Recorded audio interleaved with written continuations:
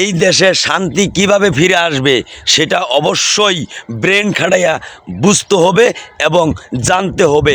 এই দেশে শান্তি ওই সময়ই ফিরে আসবে যখন সমস্ত দল একসাথে নির্বাচনে আসবে। 300 আসনের ভিতরেই প্রত্যেকেই প্রার্থী পাঠাবে, যে সর্বোচ্চ ভোট নিয়ে পাশ করবে তিনি প্রধান দল হবে, আর যে একটা ভোটও কম পাবে তিনি প্রধান বিরোধী দল হবে। আর সেই দলের সাথে সমস্ত দল ঐক্য জোট করবে। আপনারা সেইটা না কইরা করতেছেন কোনটা? আগে ঐক্য জোট করেন, পরে নির্বাচন করেন।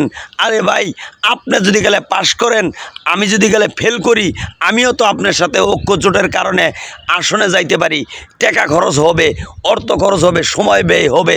এই সমস্ত কিছু বাদ দিয়া আগে 300 আসনে প্রত্যেকটা দলের কাছে আমি অনুরোধ রাখবো এবং প্রধান উপদেষ্টার কাছে আমি অনুরোধ রাখবো, যেহেতু আপনি শান্তি শৃঙ্খলা বজায়া ঈদের আনন্দতে আপনি নির্বাচন দিতে চাইছেন, অবশ্যই এই দেশে সুন্দর একটা নির্বাচন দেন, যেইখানে প্রত্যেকটা আসনে প্রত্যেকটা দল থেকেই প্রার্থী পাঠাবো।